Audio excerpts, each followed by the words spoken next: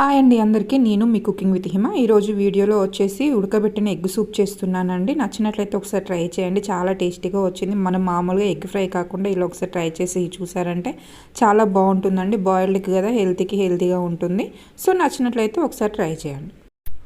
First of all కర్రీకి సరిపడా oil తీసేసుకున్నానండి. Oil heat అయిన తర్వాత 1/2 టేబుల్ స్పూన్ వరకు జీలకర్ర, 1/2 టేబుల్ స్పూన్ వరకు ఆవాలు యాడ్ చేస్తున్నానండి.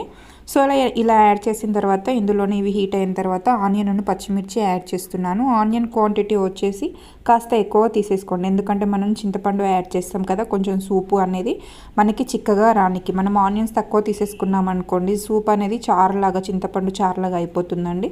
సో అందుకనేసి ఆనియన్ క్వాంటిటీ వచ్చేసి కాస్త ఎక్కువగా తీసేసుకోండి. ఎక్కువగా తీసేసుకున్నప్పుడు మనకి ఆ సూప్ క్వాంటిటీ అనేది చిక్కగా వస్తుందండి. సో ఈ విధంగా యాడ్ చేసిన తర్వాత అందులోనే గుప్పెడి వరకు కరివేపాకు యాడ్ చేస్తున్నాను. కరివేపాకు ఫ్లేవర్ కాస్త ఎక్కువగా ఉండేటట్టు చూసుకోండి, ఎందుకంటే అది సూప్లో మరుగుతున్న కొద్దీ దాని టేస్ట్ అనేది తింటూ ఉంటే తగులుతూ ఉంటుందండి. సో అందుకనేసి పచ్చిమిర్చి క్వాంటిటీ వచ్చేసి నేను కాస్త ఎక్కువ తీసేసుకున్నాను. ఇందులో ఎండు కారం తక్కువగా తీసేసుకుందాం అనేసి పచ్చిమిర్చి కారం ఎక్కువ తీసేసాను. సో ఇవన్నీ ఫ్రై అయిన తర్వాత అందులోనే వీడియోలో చూపిస్తున్న దాంతో 1 స్పూన్ వరకు అల్లం యాడ్ చేశానండి. అల్లం కూడా పచ్చివాసన పోయేంత వరకు గ్యాస్ని మీడియం ఫ్లేమ్లో ఉంచేసేయండి. హై ఫ్లేమ్లో పెట్టిన మాడిపోతే, సిమ్లో ఉంచిన తొందర కుక్ అవ్వవు. మీడియం ఫ్లేమ్లో ఉంచేసి మంచిగా అల్లం అనేది పచ్చివాసన పోయేంత వరకు మంచిగా ఫ్రై చేసేసుకోండి. ఇలా ఫ్రై అయిన తర్వాత అందులోనే పసుపు కూడా యాడ్ చేస్తున్నానండి.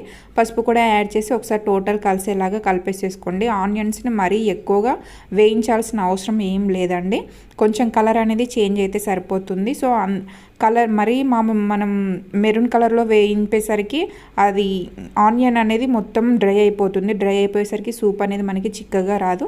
సో అందుకనేసి మీడియంగా వేయింపేసుకోండి. ఇప్పుడు అందులోనే కారం కూడా యాడ్ చేస్తున్నాను. పచ్చిమిర్చి కారం, ఈ కారం సో కాస్త చూసి యాడ్ చేసేసుకోండి. కారంని కూడా ఒక 1 మినిట్ వరకు ఆయిల్లో కుక్ చేసుకుంటే సరిపోతుంది. మరి అతిగా కూడా ఫ్రై చేయకండి, మాడిపోతుంది. సో మాడిపోతే టేస్ట్ అనేది ఉండదు.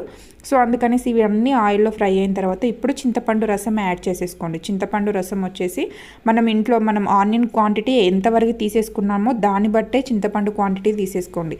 ఒకవేళ ఆనియన్ క్వాంటిటీ తక్కువ, చింతపండు క్వాంటిటీ ఎక్కువ తీసేసుకున్నారనుకోండి, పుల్లగా అయిపోతుంది.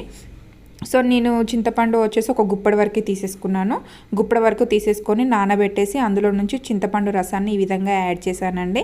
మనకి సూప్ క్వాంటిటీ ఎంతవరకు చిక్కగా వస్తుందో, పల్చగా వస్తుందో దాని ప్రకారం వాటర్ అనేది యాడ్ చేసేసుకుంటే సరిపోతుంది. ఇంట్లో ఉన్న మెంబర్స్ని బట్టి వాటర్ యాడ్ చేసేసుకుంటే సరిపోతుందండి. చూడండి, నాకు ఈ క్వాంటిటీ వరకు ఓకేనండి. సో సూప్ అనేది కాస్త మసిలిన కొద్దీ మరుగుతూ ఉంటే చిక్కబడుతుంది. మూత పెట్టేసి హై ఫ్లేమ్లో ఉంచేసేయండి. ఇప్పుడు హై ఫ్లేమ్లో ఉంచేసి ఒక 5 మినిట్స్ ఆఫ్టర్ చూపిస్తున్నాను మీకు. 5 మినిట్స్ ఆఫ్టర్ చూడండి ఎంత బాయిల్ అవుతుందో. సో ఇప్పుడు గ్యాస్ని సిమ్లో ఉంచేసాను. సిమ్లో ఉంచేసి ఉడకబెట్టిన ఎగ్స్ చూపిస్తున్నాను మీకు. నేను ఉడకబెట్టేసే తీసేసుకున్నాను. ఉడకబెట్టిన 4 ఎగ్స్ని ఈ విధంగా వీడియోలో చూపిస్తున్న విధంగా సైడ్స్ అనేవి కట్ చేయండి. కట్ చేయడం వల్ల మనం చింతపండులో ఉన్న ఈ మరిగిన మనం అన్ని ఆనియన్, ఈ కారం, మసాలాలు వేసాం కదా అండి, అవన్నీ చింతపండులో మరుగుతూ ఉంటాయి కదా, ఆ మరిగినవన్నీ మనం ఇలా ఎగ్స్ని ఇలా కట్ చేసి వేసుకోవడం వల్ల ఏమవుతుందంటే ఆ టేస్ట్ అనేది ఈ మిడిల్లోకి వెళ్ళిపోయి మనం ఎగ్ రైస్లో తింటూ ఉంటే ఆ ఎల్లో కలర్ అయినా వైట్ కలర్ అయినా చాలా టేస్టీగా వస్తుందండి.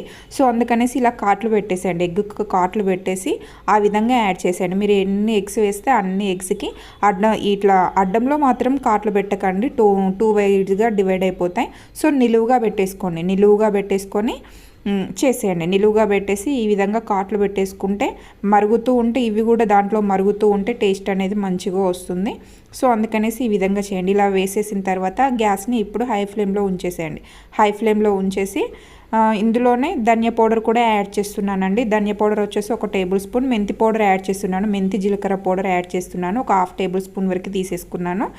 ఎగ్స్ యాడ్ చేసిన తర్వాత మనకు మసాలా కూడా ఎగ్స్కి పట్టాలి కదా అండి. సో అందుకనేసి ఎగ్స్ యాడ్ చేసిన తర్వాత హోల్ మిక్స్డ్ ధనియా powder 1 tablespoon, 1/2 tablespoon వరకు ధనియా జీలకర్ర వేంపిన పొడి తీసేసుకున్నాను. సో ఇప్పుడు గ్యాస్ని హై ఫ్లేమ్లో పెట్టేసి మూత పెట్టేసి ఒక 10 మినిట్స్ వరకు మంచిగా కుక్ చేసేయండి.